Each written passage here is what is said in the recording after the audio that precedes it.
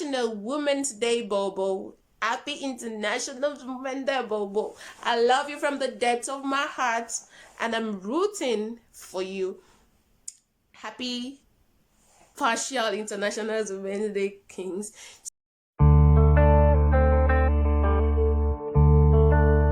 Hi everyone, hello amazing people, welcome back to AJOKE'S vlog. My name is AJOKE, and today is the International Women's Day. Happy International Women's Day to every female watching this vlog, every female of a male. Every female in the lives of the males watching this vlog too, I say happy International Women's Day to you. Happy International Women's Day to me. May we be strong women. May we know them. May we raise them, and may we not be threatened when we meet them. You all are so super duper amazing.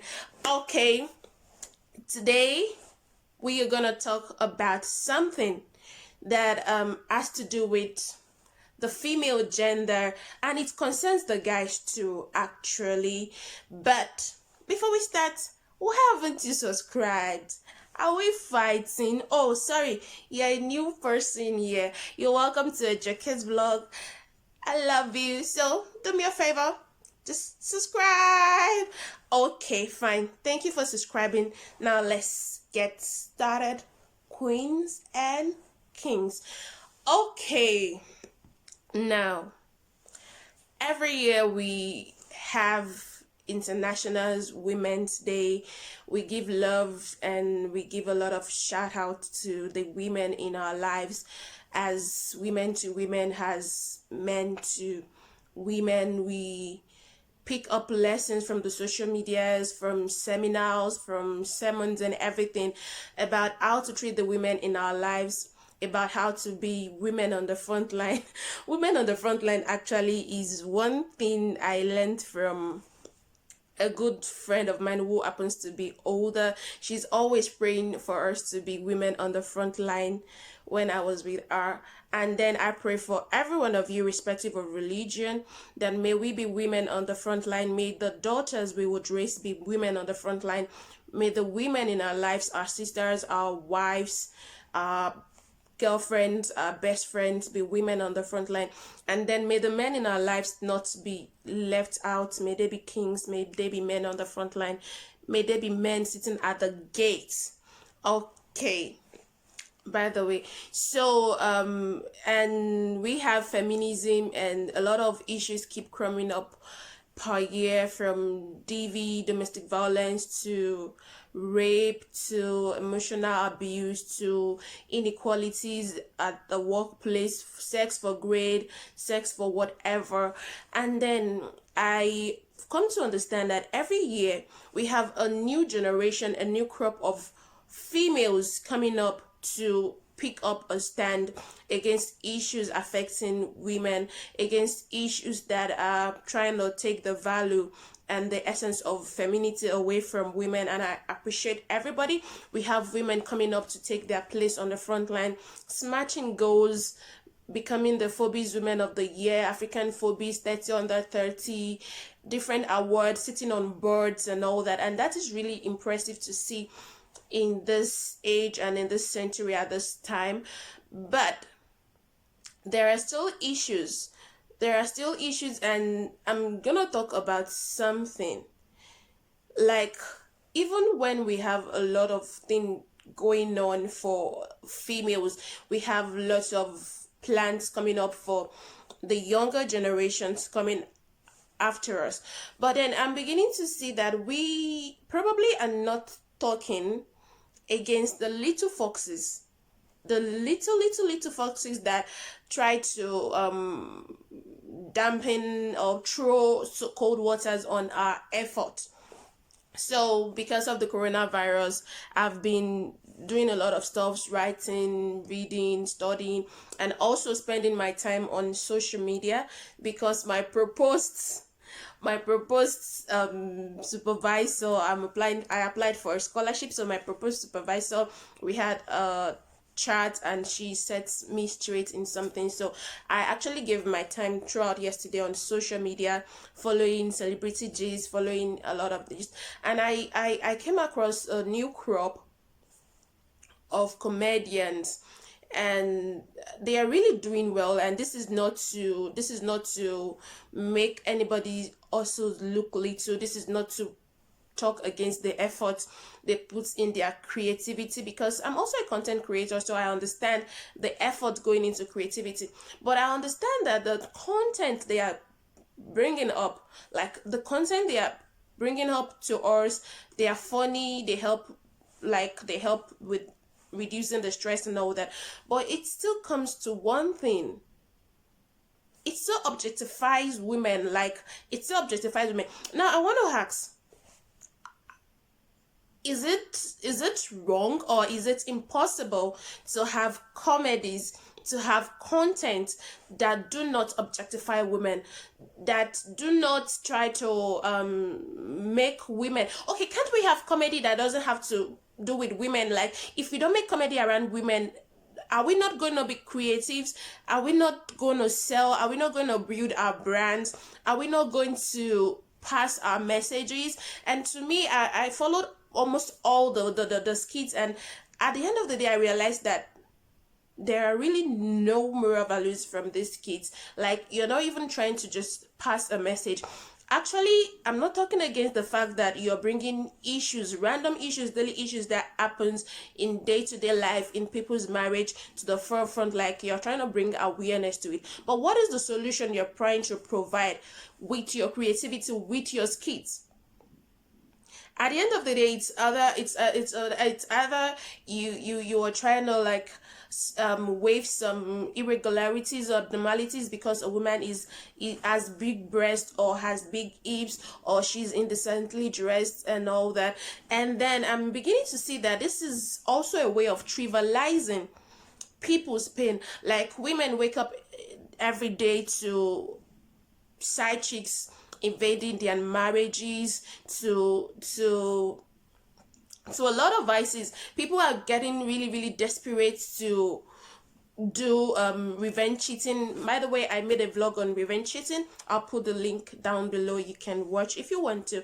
So, and also we have people killing their spouses because of cheating, and then you make a skit showing that either you're cheating and a woman cheats, and you meet at a place, a car park or a car sales area, and next thing you'll be like, oh, let's settle this as a family. Where does that come from? What happens to the breed of younger generations, people without knowledge following you, viewing your content? What kind of information are you trying to pass to them? What kind of information are you trying to pass to guys, teenage guys following you? You're teaching them how to objectify women. You're teaching them how to turn women into a thing of pleasure. Beyond pleasure, a woman is made for more. And then my issue do not even stand with only those guys doing those content, but then the women, like, how much do they pay you? How much do they pay you for you to take part in the content? And at the end of the day, you watch the content, and because of visibility or popularity, you realize that you've actually joined hand with these people to make a joke out of your own gender, out of your own people. And this is the issue I have. Because most people, because the battle is not at our forefront, we tend to have opinions. We tend to be like, oh, it's nothing. But at the end of the day, the damages from these issues go way deeper and go ahead of us into the future. And then we make it look to the new generations, the upcoming generations, that at that future, at that time, like, what exactly has this people done? Did they not see these things coming up? Why did they not attack it from the root? And at the end of the day, we realized that irrespective of how much effort we put into being women, into being amazing people, smashing goals, being at the front line, we realized that this thing still belittles us. Like, it just throws cold water on all the effort. And then it's either you are a woman or you are a strong woman smashing goals, or you are just a subject of discussion from these people. I'm beginning to be worried about it. Like, we should come together and speak against these content creators. There is a way you can create your content without objectifying the female gender. There is a way you can, even if you have to objectify, please let us know the reason why you're objectifying. What is the main solution you're trying to provide to this objectifying you're bringing to our screens, our tables every day? Every day. It's high time women begin to speak up against these things. And I also have issues with women trying to make other women look regular. See, listen, sisters, we can all be regular. We can all be the same. We can think the same. You think straight, you believe things, you bloom early, you get your life in shape and everything. Doesn't mean the person questioning laws, questioning rules, doctrines, and life doesn't make the person a lesser person than you. And that the fact that you're not questioning these things doesn't make you a lesser person than a person that is questioning. There should be no discrepancies between you. At the end of the day, all that matters is the person, the purpose by which the person is doing so much or little for herself or for people around her. And at the end of the day, we realize that we do not have an inequality. Right now, we do not have inequality yet that will go ahead of us into the future.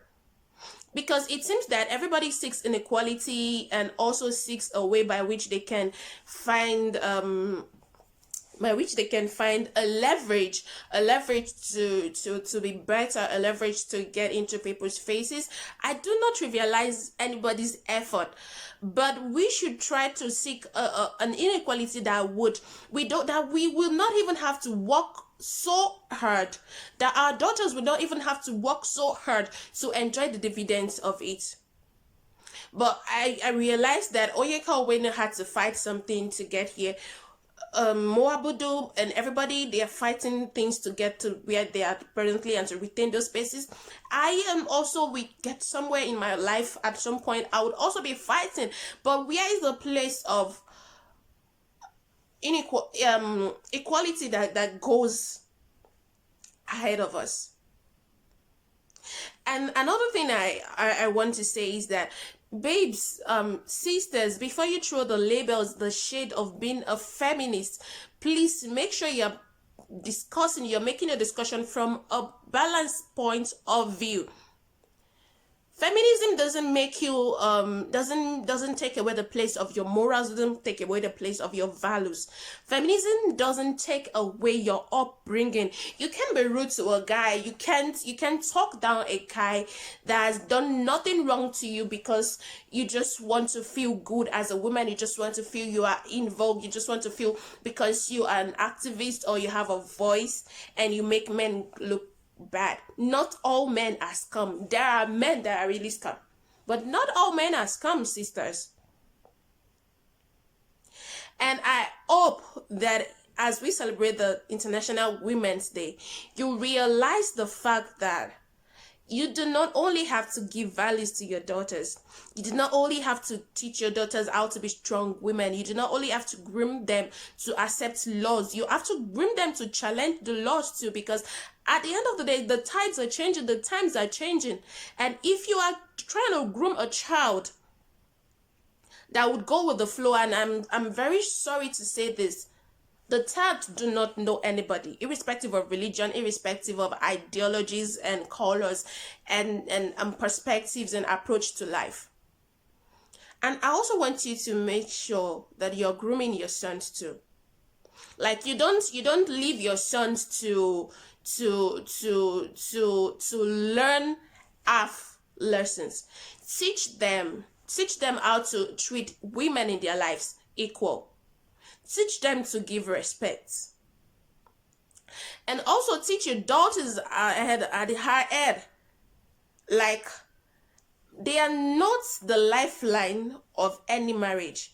A marriage involves two people that would eventually come together to become one. So if they are coming together to become one, that means the lifeline of the marriage is both people coming together to become one, not one person, like what some of our mothers and some of you people are making it look like, as if you are the lifeline of a marriage. Because at the end of the day, if a marriage doesn't work, a man goes ahead and everything goes ahead and fine. So you have to teach your daughter to also realize that there is a place for her to demand faithfulness from her spouse. You don't make it look as if, oh, because a man is giving you his name, you have to take over the lifeline of the marriage. You have to crumble under the weight of keeping a marriage. You have to work your marriage. You have to put your best into your marriage, but also you have to demand work from the husband beyond providing bills. Emotional intelligence, everything intelligence that you require from your spouse, you have to demand it from your man. You're not the one to always keep giving, because at the end of the day, we have frustrated women in marriages, people projecting their frustration on people on social medias at their workplace because they are emotionally drained. Their marriage has drained them. They apparently do not have joy. So because you want us to accept you the way you are, doesn't make you project your bitterness on us, on your frustration on us. No. You have to go back to that home and settle the problem. And also, single sisters like me, single Pringle, ask the right question, boo-boo, before you marry. Before you get anything serious with that guy, ask the right questions. And also, I want to say this. The reasons why you think the relationship would not work actually might end up being the reason the relationship would break or the marriage will break. Red signals don't go anywhere. They hang around for you and pop up at the right time when you've added other disadvantages to it. So guys, treat the women in your life right. Respect the men in your life. Put a value on your life. You have a life.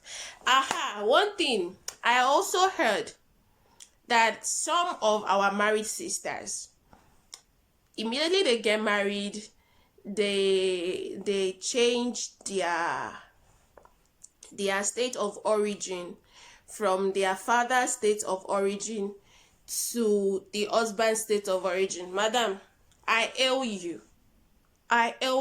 Babes, you have a life before getting married.